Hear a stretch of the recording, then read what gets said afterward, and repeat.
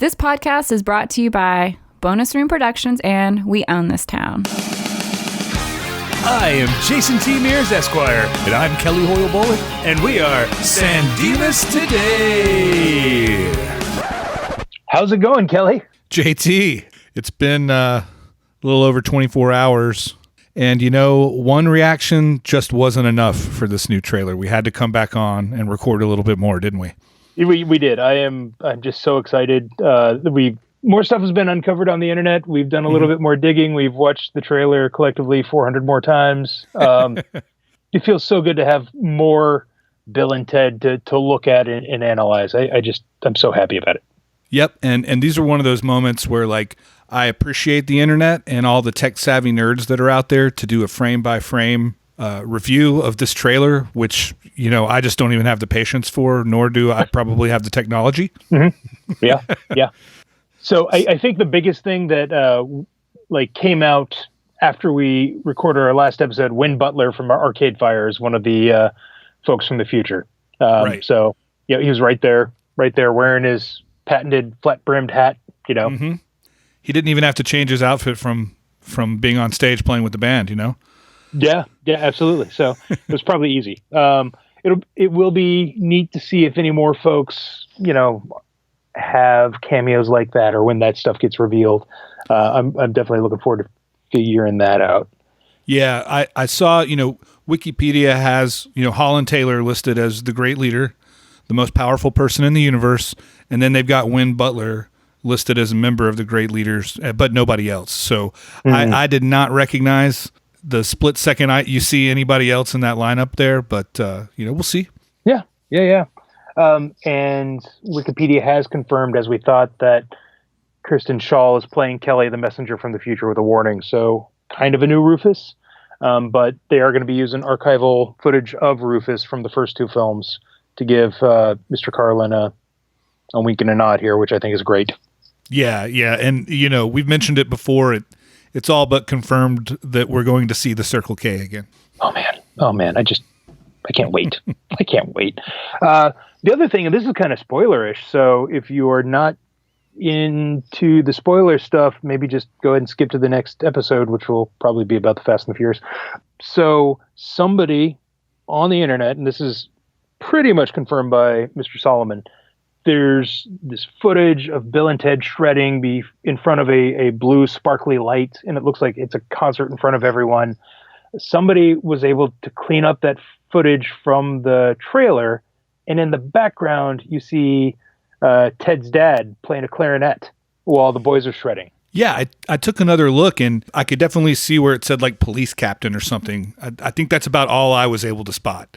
Oh, I see Hal Landon's face there. Okay, sure. okay. Yeah, the one I saw, they cleared it up. You can absolutely see it's Hal Landon Jr., which is really cool. And this kind of plays into the casting call that they did for all the fans to send in videos of them playing instruments. It might be the song's so good that everybody in the world and throughout time and space starts joining in and jamming, and that's what brings everyone together.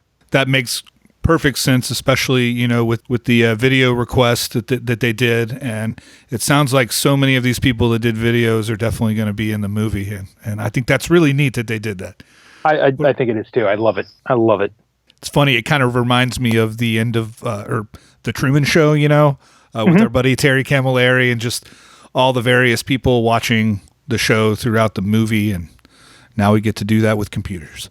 Yeah, that's true. Man, it's great. It is so great. I've seen very little negative reaction to this trailer. I mean, every write-up I've seen has been positive. Everybody's really excited for it.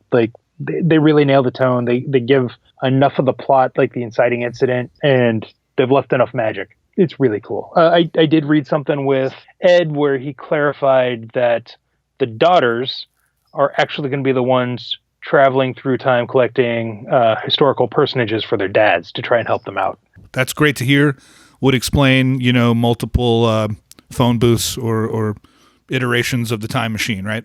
Yeah, absolutely. And I think we had seen a picture from the set down in New Orleans with the daughters in the futuristic egg-looking one. I think we had seen that. Yeah, and so I remember that. Yep. Yeah, so maybe the daughters steal the fancy new one, and the boys end up in the classic time. But I think it's interesting, and I agree with it. I think it's a smart call. I like that they went back with the original antenna, and not the Bogus Journey Tupperware dish that they had on the first one or on the second one. Yeah, there's some of Bogus Journey. I feel we've talked about it before. It got a little dated. That sort of like Burger King Future World. Back to the Future 2 type thing that they did. Yep. But yeah, the new version of the old phone booth with sort of the digitized each time it leaps or whatever, it just looked really, really good. It does. It does. It's going to look good when I stop talking, and I watch this trailer again for the billionth time. It's funny because we haven't slept since we talked last, right? No, we haven't. We have not at all, period. Well, that's all the additional reaction I had right now. It'll be interesting to see, like, I'd imagine in maybe 4th of July or something, we'll get a fuller trailer, maybe mid-July. And then as it gets closer and closer to time, we'll see 2 or 3 different versions, and they'll make a final decision as to release and how that's going to work. And as always, the more we know, the more we're going to react. The more that we see, we'll be back on here to discuss it. And next week we'll be back with Fast and Curious, and we've got 2 or 3 more of those to go. Yep, we've got 3 more.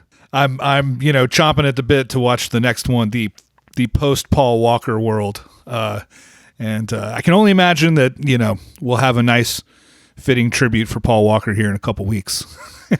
Yeah, for sure. Rest in peace, Paul. R.I.P. P-Dubs. All right, well, Kelly, pleasure as always talking to you. Thanks, Michael Eads and We Own This Town for producing. And shout out to Scott Bricklin. No idea if you're going to have anything to do with Face the Music, but we appreciate you for letting us use your song Walk Away. And JT, keep on being excellent to each other. Party on, dudes. Perfect. I believe I can crank out an easy edit of that one. Nicely done. Yes. Woo. A lot easier when we're sober, isn't it? Watch Michael be like, what the fuck, another one? Yeah.